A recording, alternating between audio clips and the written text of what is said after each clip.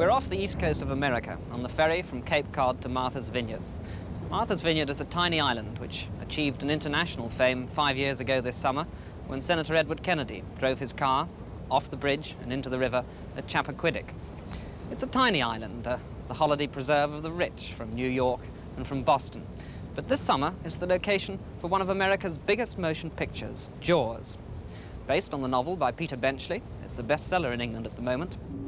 It's the story of how a killer shark marauds and threatens the lives and the livelihood of a small New England beach community. Making a feature film on dry land is a complex enough process. There seem to be at least 3 people for every job. Making a feature film at sea stops just short of a nightmare. It's the second day of American shooting on Jaws. They've already been to Australia for the underwater shots of the shark. Turn on the walkie-talkie, please, Freddie. I don't think Freddie can listen. Freddie! Sendar, I need to talk to you, Fred. Turn on the walkie-talkie. Stand up, we're not shooting. All the usual panoply of assistant directors with megaphones, continuity girls, sparks and chippies are obliged to float round the action. They're still in the process of learning which side is port and which is starboard. Guys, we can't shoot right now. Hold on.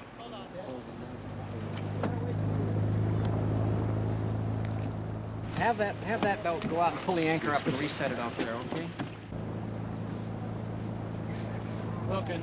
The film stars Roy Scheider of The French Connection and Richard Dreyfuss of American Graffiti. The director said he faced the head of the studio and he said, "I can't do it in time." But in the age of director as superstar, the movie will probably be sold on the latest American star behind the camera, Steven Spielberg.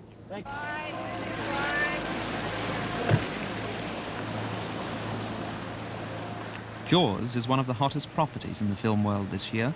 The book was an instant hit in America, and the film rights were commensurately costly. To shoot for 13 weeks at a budget of over £1 million is something of a rarity these days, so the producers, Richard Zanuck and David Brown, must have a lot of faith in their property, and even more in their director, Mr. Spielberg, who is only 26 years old. In America, he's already provided them with a financial and critical success in Sugarland Express, which he directed. He won the award for Best Screenplay at the recent Cannes Festival. Age never seems to have daunted Mr. Spielberg. At 20, he was directing episodes of Columbo in Hollywood. At 22, he made Duel, the story of a motorist being chased by a lorry, which got rave reviews when it was eventually released here. And now Jaws. It's lunchtime, and the afternoon dialogue is being doctored a little. No, because he'll be so energetic, and he'll be screaming and yelling, "It's a great white, it's a great white, I knew it all along."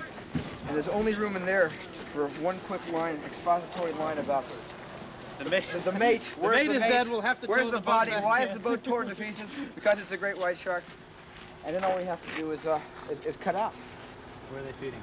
You know, because I don't know. There have been known attacks. There's a theory called the bumping theory. And it's not a theory anymore, it's a proven fact, that sharks will nudge and bump a boat or an intended victim before they attack. Not so much in a playful manner, but in a way of testing its defenses, to see if it's going to bump back. And when it doesn't, it comes in for the kill. Kosher salami! Spielberg himself had the idea for Sugarland Express. He found it in a newspaper. It had to do with the loss of their baby, and it had to do with this media event that, it just sort of sprang up all of a sudden. In Texas, there's a posse theory, and the theory is when a fellow officer is in trouble, everybody jumps into their automobiles, all the fellow officers, and they fall in behind to try to help the guy out. And the posse theory sort of is, the backdrop of Sugarland Express. I was able to, within the budget of my picture, afford 40 police cars, and in real life, 90 police cars were involved in a bumper-to-bumper pursuit that was strung out over about 150 miles. I had seen Goldie in Butterflies Are Free, and there was one scene she had with Eileen Heckert in the car that I felt was, it was really, heart-turning, and I knew that there was a serious actor somewhere underneath that laughing facade. She was anxious to break out of that mold and do something dramatic, and do something very serious, and that's why she became a part of the company, and that's why I hired her. You seem to get very strong performances and naturalistic performances from your actors. What's your technique? don't know if it's so much of a technique. I asked the actor to, for the most part, to give me too much, so I can then take it down to a level that I feel is believable. I don't like casting actors who are low-key people. I like people with energy. So in the initial casting, I think that half of what a director does is cast his picture well, and the other half is you know, the control of the people within that. But I think half of the secret, when you do see a good picture and you like the people, it's in the casting. I like people who are outspoken and who are very large, so I can bring them down to life level. You know that King Kong dialogue, when they run into the jungle, they're all talking? Yeah. They had like 40 extras, and everybody had 3 things to say. And there was also the picture, they're ad-libbing. Gee, it's big. You see it coming there? Look out, Charlie. Fire now. Throw the grenades. Duck. Everybody had about 3 lines to say, and they all overlapped each other. It was terrific. They haven't made a movie like that since King Kong. So there's a lot of what the hell's the matter? What's wrong with it? It looks like it's broken. There's a lot of that rear cleat's all torn up. The scene they're taking is one early in the film, where a fisherman has gone out to try and catch the shark, but it's holed his boat, and it's sunk, and it's killed him. And the 2 men, the sheriff, Brody, and Hooper, the shark expert, come upon his body. Roll sound. It's taken pretty well all day to get this shot. Time and tide still refuse to obey the director. One of the actors has to climb from the rescue craft into the half-sunk boat. An easy enough task, you might think. Whoa! Right. Forget it? Forget it. Don't roll. Don't roll. Over half an hour is wasted for dry clothes and new makeup. By then, the light is wrong, and the shot is put off till the following day. It seemed to me almost fanciful in the book that a shark could actually threaten people on a large boat. But nevertheless, this is the case, is it?